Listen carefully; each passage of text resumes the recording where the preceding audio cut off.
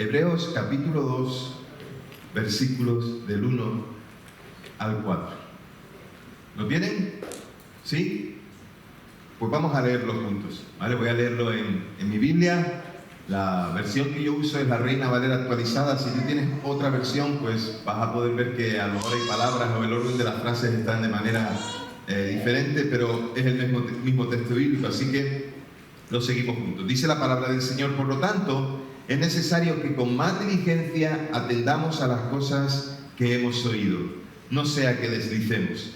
Pues si la palabra dicha por los ángeles fue firme y toda transgresión y desobediencia recibió justa retribución, ¿cómo escaparemos nosotros si descuidamos una salvación tan grande? Esta salvación, que al principio fue declarada por el Señor, nos fue confirmada por los que lo oyeron, dando Dios testimonio juntamente con ellos, con señales, maravillas, diversos hechos poderosos y dones repartidos por el Espíritu Santo según su voluntad. Señor, gracias por tu palabra. Gracias, Padre, por tanta riqueza, Padre, que tienes en tu palabra para nosotros. Tantas cosas preciosas que nosotros necesitamos conocer, descubrir y también llevar a cabo, Señor. Y en estas semanas, en estos días, Padre, en estos tiempos que vivimos, necesitamos tu cuidado y tu instrucción para poder dar, Señor, un buen testimonio de que tú, Señor, vives en nosotros. Padre, por eso te pedimos que hoy nos instruyas, que podamos, Señor, tener afirmaciones en las cuales agarrarnos.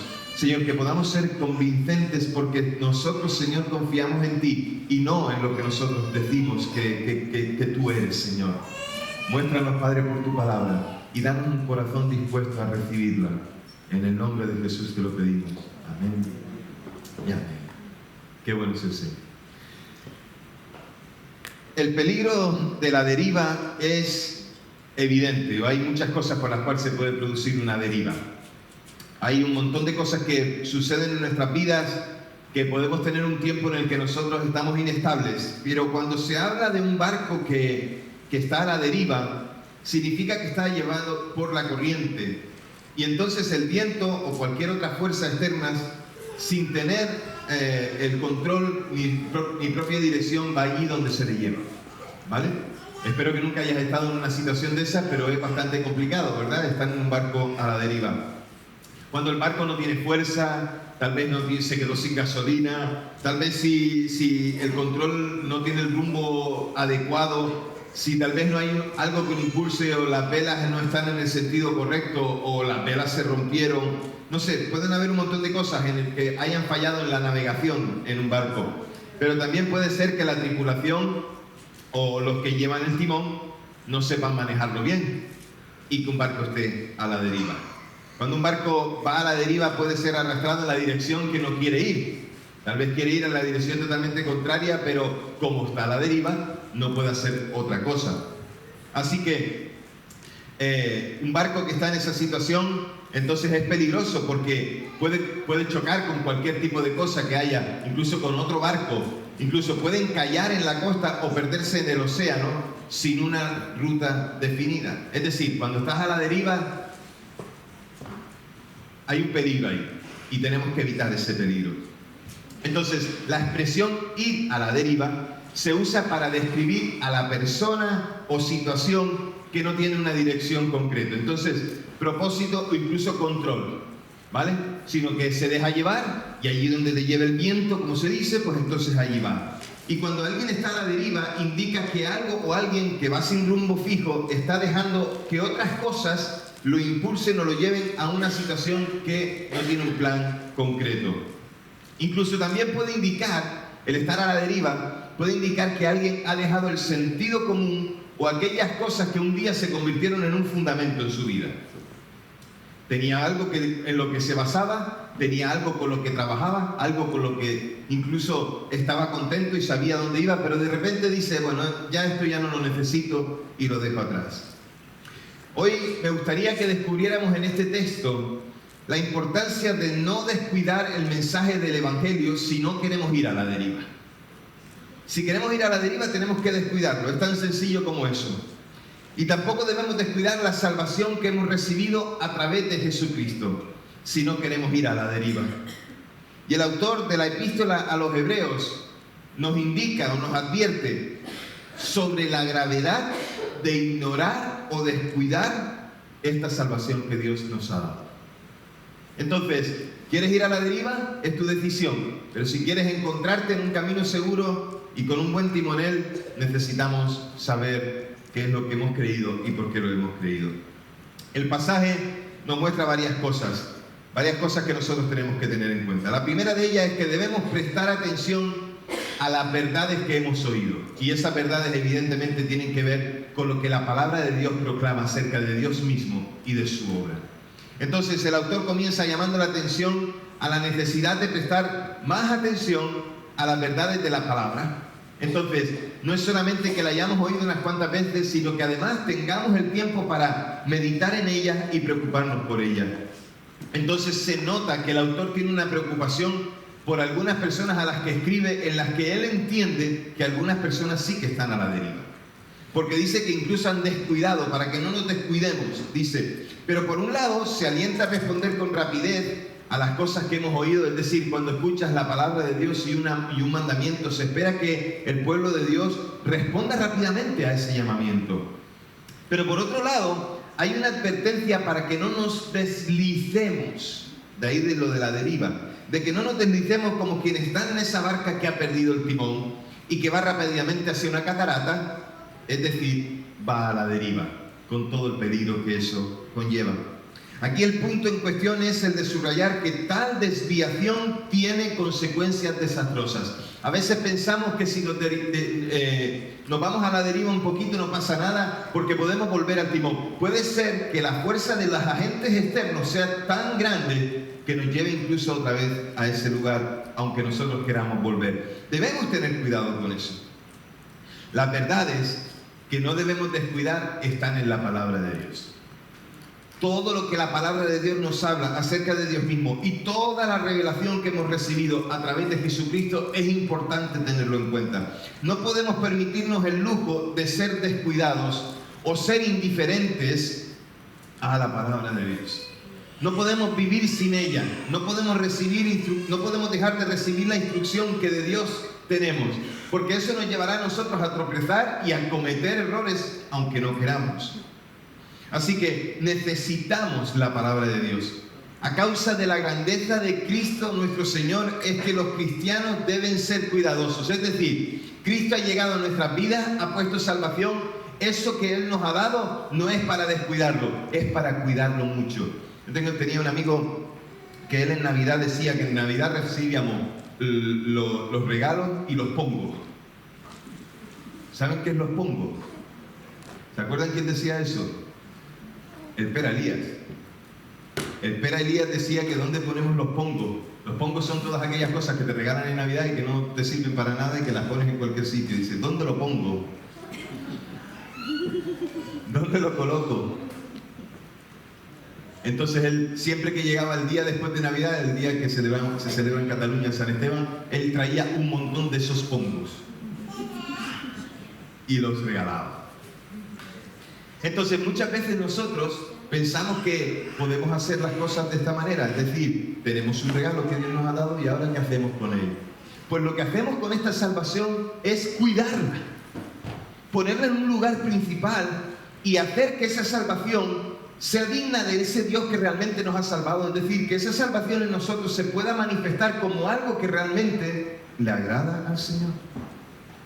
La segunda cosa que vemos en el pasaje es que debemos darle seriedad a la desobediencia. Desobedecer no es cualquier cosa. Alejarnos de Dios no es cualquier cosa. Y este pasaje nos deja entrever, podemos ver que directamente las consecuencias prácticas del capítulo anterior. ¿En qué? En que Dios resalta la seriedad de la desobediencia a la ley de Dios. ¿Y de qué manera lo resaltaba el capítulo 1? Si os acordáis, dice que a través de los profetas que traían ley de Dios, palabra de Dios, y a través de los ángeles que también traían mensajes de parte de Dios. Entonces, el Evangelio es de mayor significado que la palabra dada por los ángeles a Israel en el monte Sinaí. Esto es lo que se entendía. Se entendía que aquella palabra que había sido dada por Dios a Moisés y al pueblo había sido dada a través de ángeles. Y si lo que hablaron los ángeles al pueblo, entregando la ley de Dios, fue importante, y la desobediencia de eso les trajo consecuencias, ¿cómo escaparemos entonces nosotros, dice el autor, si descuidamos una salvación tan grande? Porque ahora los fundamentos no solamente son en leyes, sino en la persona de Jesucristo que nos ha mostrado quién es el Padre, que nos ha mostrado cuál es la bondad de Dios, que nos ha mostrado el amor de Dios en aquel sacrificio. ¿Cómo vamos a descuidar nosotros esta salvación? El juicio que enfrentan aquellos que le dan la espalda a Cristo debe ser mayor que cualquier castigo experimentado por Israel en el Antiguo Testamento. Porque no hay mayor castigo que dejar de lado a Dios o no querer saber nada de Él. No escuchar su palabra ni lo que dice la palabra acerca de Dios, entonces es desobediencia. Los profetas y los ángeles hablaron de parte de Dios, pero Jesucristo mismo nos ha hablado, y su mensaje no es un mensaje cualquiera, es un mensaje poderoso, y es un mensaje que no podemos ignorar, por lo tanto no podemos desobedecer, por lo tanto no lo podemos tomar como cualquier otro que habló o que dijo cualquier cosa. Al Señor hay que tenerle en cuenta. La mente y la memoria son como vasos rotos en los cuales metemos líquido, pero ese líquido no se retiene. ¿Por qué? Porque entonces se va, se cae. Si no ponemos cuidado, los vasos que están rotos van a tener la salida por el agujero y no tendrán el sentido para el cual fueron creados. Y esto es debido a que nuestra mente y nuestro corazón es olvidadiza. ¿Y por qué es olvidadiza? Porque nuestra corrupción, la de nuestra naturaleza, nos lleva a olvidar constantemente las cosas de Dios. Por eso dice la Escritura de que hay que refrescar, renovar, recordar, repetir. ¿Por qué? Porque necesitamos siempre tener la palabra. Necesitamos recordar que nuestra naturaleza pecaminosa nos lleva a ceder ante las tentaciones, que perseguimos los afanes de la vida y que además los placeres del mundo nos atraen. Necesitamos constantemente volver a la palabra. Por eso lo de repetirla, memorizarla, meditarla. Pecar contra el Evangelio es rechazar o decir que la salvación, pecar voluntariamente, es decir que la salvación no es tan grande como parece. Es despreciar esa gracia de Dios, es decir que Cristo hizo aquel sacrificio en la cruz y lo tomamos nosotros a la ligera sin darle valor a lo que Él ha hecho. Y además de eso, la necesidad que nosotros tenemos de esa salvación, porque sin esa salvación estaríamos perdidos. Dice la Escritura que condenados por la eternidad por nuestros pecados. Necesitamos la salvación que Cristo dio. Necesitamos el sacrificio que Jesús hizo. Y necesitamos la palabra y obedecer esos mandamientos. Por lo tanto, tenemos que tener cuidado de que no tomemos a la ligera la palabra de Dios. Y la tercera cosa que se desprende del texto es la importancia de la salvación. Los que recibieron la carta, cuando el autor de Hebreos la escribió, no eran parte de aquella primera generación de cristianos.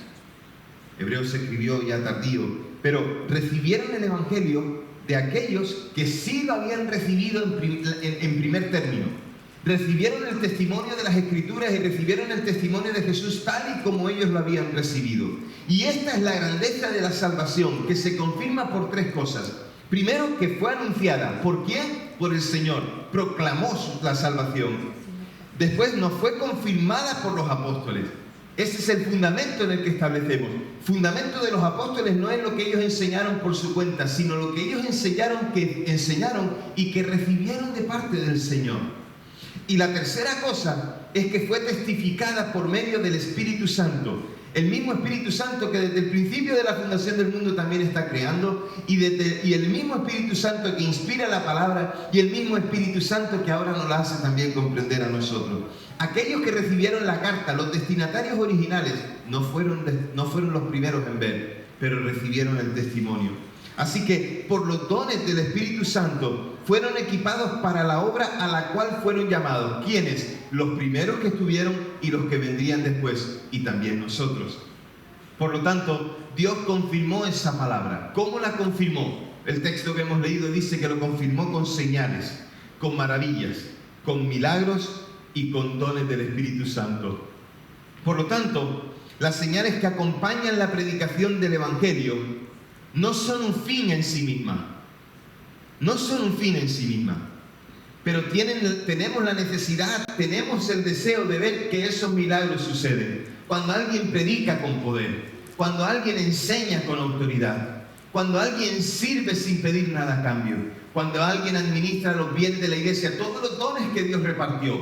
¿Y por qué? Incluidos también los de milagros, los de sanidades, incluidos también los de profecía y otros más. Todos esos dones fueron entregados a la iglesia para la edificación de lo misma. Y esos dones no son dones de los hombres, son los dones que Dios repartió. ¿Para qué? Para que la iglesia se edifique, para que crezca. Por lo tanto, si vienen de parte de Dios, ya son milagrosos. Algunos querían comprar esos dones, si os recordáis, como cuando Juan y Pedro estaban predicando y un tal... ahora se me fue el nombre. ¿Alguien se acuerda? Simón el Mago. Quería comprar a los apóstoles, quería comprarles el don que ellos tenían de hacer milagros, porque si yo quiero hacer eso que ustedes hacen. Y los apóstoles le reprendieron. ¿Por qué le reprendieron? Porque no podían comprar el poder de Dios. Esos milagros, esas señales que los apóstoles hacían, eran de parte de Dios. Lo que tenemos como problema es de pensar que los milagros son el fin, que los milagros son el objetivo. Pero evidentemente cuando nos acercamos a Dios y a su palabra, entonces podemos ver que las cosas son hechas de otra manera. Por ejemplo, una conversión es un milagro. La transformación de esa persona que se convirtió es otro milagro, por cuanto ha cambiado o ha sido hecho una nueva persona, una nueva criatura. Pero también las sanidades y los milagros acompañan hoy en día. Creemos que siguen vigentes porque Dios no ha cambiado y Él sigue siendo el mismo. Dios es soberano para actuar como Él quiere y puede hacer la obra que quiere, donde quiere, porque es Dios. ¿Y quiénes somos nosotros para impedirle que Él haga los milagros que Él quiere hacer? Yo no sé tú, pero yo siempre sostengo que yo no necesito milagros para creer, porque yo ya he creído. Por cuanto, entonces, si ya he creído, pido milagros, porque ya creo. Pido al Señor que haga cosas extraordinarias, no para creer más, sino porque sé que es Dios y que lo puede hacer. Porque ahora conozco, ahora sé quién es Dios y sé qué es lo que puede hacer. Y sé que me haya llegado a mí el Evangelio es el mayor de los milagros. Que 2000 años después a nosotros nos haya llegado el mensaje del Evangelio por su palabra, confirmada además de muchas maneras. Entonces, ¿qué más necesitamos? Esta salvación que Dios nos ha dado es de un valor incalculable. Es un tesoro. Así lo enseñó Jesús con aquella parábola de la perla, que tenías esa perla, que la descubrías, ese tesoro que lo escondías, porque es tu tesoro y lo cuidas para que nadie te lo quite. Entonces, de esa manera debemos cuidar esta salvación y no debemos ni despreciarla ni descuidarla. Es una oportunidad única y maravillosa que no podemos dejar pasar. Es decir, si hoy estás aquí y aún no tienes la salvación de Dios, es una oportunidad que el Señor nos da de decir: voy a acceder a esa salvación. Creo que Jesucristo es el Señor, que murió en la cruz para perdonar pecados, mis pecados, y para darme vida eterna. Si te arrepientes de todos tus pecados, entonces puedes tener la salvación que Dios regala. Y eso es para todos. Pero hay una pregunta que de este pasaje se desprende y que la cristiandad se ha hecho, pues, muchas veces. De hecho, es una pregunta que posiblemente tú también te has hecho. De este texto se desprende una pregunta que ha tenido muchas opiniones. ¿Qué pregunta es? ¿Se pierde la salvación? No sé por qué os reís, pero puede causar gracia, no tengo problema. También puede causar tristeza. Aunque siga un tema debatido, y esto es para la iglesia, o sea, que el que escuche entienda, que este es un tema que, aunque debatido muchas veces dentro del cristianismo a lo largo de la historia, hay diferentes interpretaciones y perspectivas acerca de este tema. Yo voy a compartirte las dos principales posturas, y no la voy a dejar ahí, sino que además me voy a mojar, ¿vale? Dice, no, yo no tiro la piedra y escondo la mano, no, aquí me voy a mojar, ¿vale? Entonces, la primera postura es la de la perseverancia de los santos, que esto afirma que aquellos que han sido verdaderamente salvos por la gracia de Dios nunca perderán la salvación. Los que han creído en Cristo siempre estarán con Él. Según esta posición, la salvación es un don irrevocable de Dios, y esto se basa no en lo que nosotros podamos hacer, sino en la soberanía de Dios y además en su fidelidad para cuidar y preservar a los creyentes hasta el día en que Él vuelva. Los que son verdaderamente salvos perseveran en la fe y son obedientes hasta el final. Vale, con matices, es decir, permanecen en la fe, a veces con dudas, pero permanecen en la fe, a veces no del todo obedientes, pero permanecen en la fe. ¿Cuál es la segunda postura? La segunda postura habla de la posibilidad de la apostasía, y eso defiende que es posible que una persona que ha experimentado la salvación en Cristo pueda, por su libre elección, rechazar o abandonar voluntariamente la fe y perder la salvación. Según esa perspectiva, la salvación está condicionada a dos cosas: a que tengas fe y a que tengas una obediencia continua. Desde que falles en una cosa de estas, entonces la perdiste. Y entonces la apostasía es una realidad posible. Esas son las dos posturas: la perseverancia o la posibilidad de la apostasía. La gran mayoría de cristianos están de acuerdo en una cosa: que la salvación es un don de Dios y que solo se puede obtener esa salvación a través de la obra redentora de Jesucristo. Por lo tanto, la gran mayoría de cristianos dice que nosotros somos salvos por lo que Jesucristo hizo y no por lo que nosotros podamos hacer. Es decir, basado en la Escritura, Efesios 2:8 y 9 dice que por gracia sois salvos por medio de la fe, y esto no de vosotros, pues es don de Dios, no es por obra para que nadie se gloríe. Nadie puede alcanzar la salvación por lo que hace. Solamente podemos alcanzar la salvación si reconocemos que Jesucristo ocupó el lugar que a nosotros nos correspondía. Nos arrepentimos de nuestros pecados y le decimos que Él sea nuestro Señor y Salvador. Y lo vivimos como tal. Además, la Biblia nos llama a perseverar. La Biblia nos llama a fundamentarnos en nuestra fe y a vivir en obediencia y a buscar la comunión con Dios. Y tanto los que están en una posición como los que están en la otra deberían hacer eso. Deberían perseverar en la fe, vivir en obediencia, buscar la comunión con Dios. La respuesta definitiva a la pregunta depende de la interpretación que hagas de los textos bíblicos y también de la relación personal de cada uno de nosotros con Dios. Tú tienes una relación personal con Dios, tú tienes unos conceptos teológicos que has aprendido en el estudio de la palabra, entonces tú tienes que tener tu criterio propio. Ahora sí, en lo particular, o sea, Samuel, y lo que sostiene esta iglesia, 3:16, lo sostiene en su declaración de fe, ¿vale? Es que la salvación no se pierde, pero que debemos perseverar. Y esto lo voy a explicar. Si tú realmente eres un hijo de Dios, evidentemente en tu caminar con el Señor vas a tener altibajos. Pero una cosa sí que harás, es permanecer en la fe e intentar ser obediente al Señor. Y además de esto, déjame decirte que si tú decides seguir al Señor Jesucristo y decides que Él sea tu Salvador, no te puedes quedar solamente ahí. Tienes que recibirle también como Señor. Y ser Señor significa que harás todo lo que Él dice que tienes que hacer. Lucas 6:46 dice: me llamáis Señor, Señor, pero no hacéis lo que yo digo. Por eso es la importancia de la palabra. Lo que está haciendo el autor de Hebreos en este capítulo 2 es confirmar que la palabra fue recibida por profetas y apóstoles, por profetas y ángeles, pero también Jesucristo mismo ha hablado. Lo cual quiere decir que esta salvación no se puede tomar a la ligera. Si tú eres un hijo o una hija de Dios, tienes que perseverar. Y si tú eres una hija o un hijo de Dios, tú no puedes tomar a la ligera esta salvación pecando deliberadamente y diciendo que lo tiras todo por la borda. Porque junto con la salvación viene la santidad. Y no es algo que llega más tarde, sino que empieza en el mismo momento en el que tú decides ser un hijo de Dios.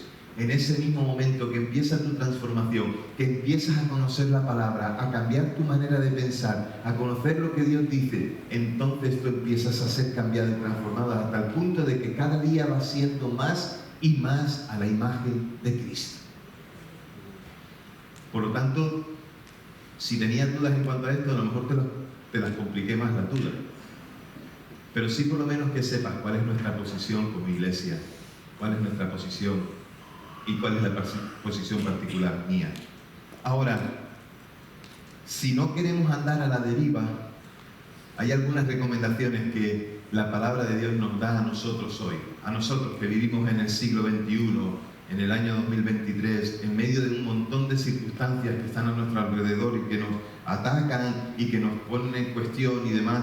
Lo más importante es buscar una relación íntima con Dios, vivir en obediencia en la palabra y confiar en su gracia y su fidelidad. Y conforme a lo que hemos visto, deberíamos tomar en serio las siguientes recomendaciones para nosotros, que hemos recibido el testimonio de muchos testigos y por muchos testigos, y principalmente por la obra del Señor Jesucristo. Primera cosa a poner en práctica: presta atención a las verdades que has oído, las verdades de la palabra. No las verdades de los hombres, las verdades de la palabra. Sé humilde en tu corazón para que cuando Dios te hable puedas tener un corazón enseñable. Necesitamos prestar atención a la palabra de Dios para que en medio de todo lo que está a nuestro alrededor podamos vivir dignamente y como a Dios le agrada. Debemos entonces comprometernos, iglesia, a estudiar la palabra de Dios y a meditar en ella. Debemos también hacerlo de manera regular, firme y constante, creciendo en conocimiento y experimentando al Dios de la palabra. Y no podemos permitir las distracciones, la indiferencia o las preocupaciones de la vida que están a nuestro alrededor y que entonces ponen en cuestión la verdad revelada en las Escrituras. La iglesia debe enfocarse en enseñar y predicar la palabra con fidelidad para que los creyentes puedan crecer y madurar en su fe. Esto debemos hacer. Segunda cosa, no descuidemos esta salvación tan grande. La iglesia debe recordar constantemente el significado de la salvación. Y hoy tenemos una manera en la que vamos a recordarlo, por medio de la Cena del Señor. El significado de esa salvación queremos que no se contemple solamente como una vez al mes y el primer domingo habitualmente participamos de la Cena del Señor. Hay un significado ahí, entre tantas cosas, ¿vale? Son los simbolismos que nos dejó el Señor para que recordáramos lo que hizo. Entonces debemos apreciar el sacrificio de Cristo en la cruz y la redención que hemos recibido por medio de su muerte y resurrección. Entonces esto nos llevará a vivir una vida de gratitud y de entrega a Dios.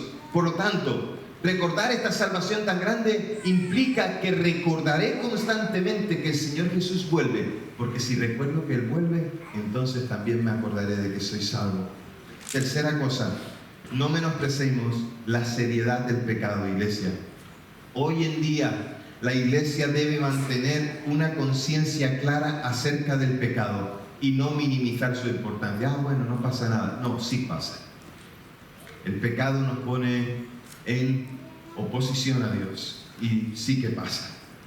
Debemos recordar que nuestras acciones tienen consecuencias, iglesia, y que la desobediencia a Dios no pasará desapercibida. Y esto nos motiva a vivir una vida en santidad y a buscar la ayuda del Espíritu Santo para resistir en medio de las pruebas y en la tentación y para crecer en obediencia a Dios. Y cuarta cosa, anunciar la salvación a otros. Porque el pasaje destaca que la salvación fue anunciada primero por el Señor, ¿no? ¿Verdad? Con el Evangelio, y Él se dio a conocer.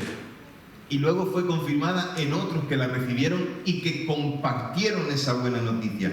Por lo tanto, la iglesia, tal y como hicimos esta semana y como cada día te dije antes también, la iglesia tiene la responsabilidad de proclamar el evangelio de la salvación a toda criatura, a toda persona a nuestro alrededor. Debemos ser testigos de la obra de redención en Cristo y compartir este mensaje de esperanza y perdón con aquellos que aún no le conocen. ¿Qué implica esto? No solo predicar con palabras, sino también vivir una vida coherente con el Evangelio, una vida que esté de acuerdo a lo que el Señor nos demanda, para que otros puedan ver a Cristo en nosotros y la transformación que Él ha hecho. Somos hechos nuevos con un sentido, somos nuevas criaturas con un propósito.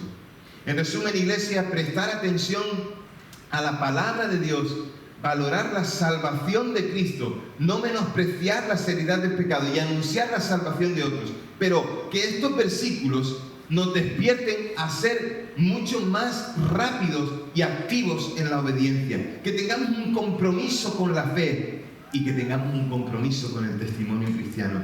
No podemos ser negligentes o descuidados en nuestra relación con Dios y en la manera en la que vivimos nuestras vidas como creyentes. No podemos descuidarnos.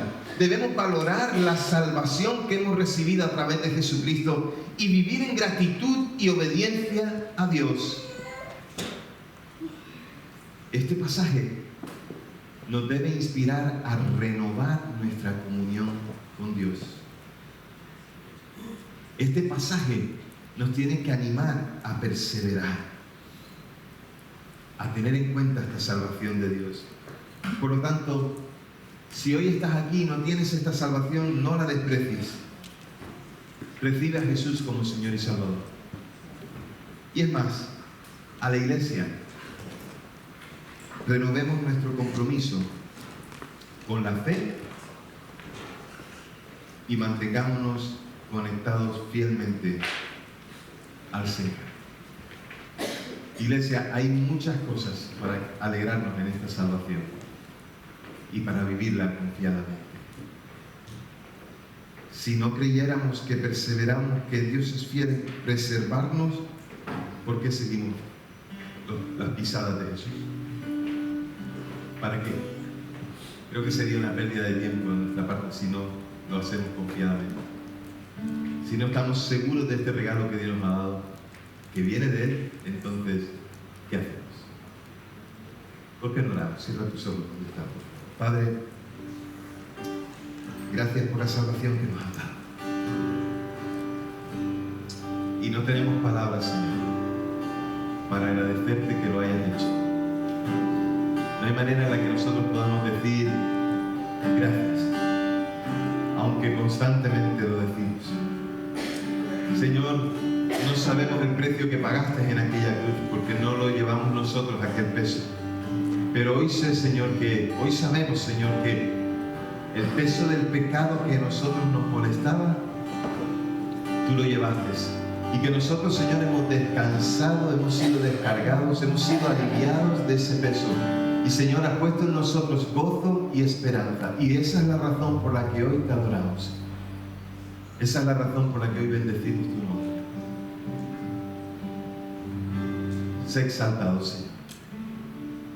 Hoy tu iglesia te reconoce como el único Salvador. Y fuera de ti, Señor, nada más hay. En el nombre de Jesús oramos. Amén.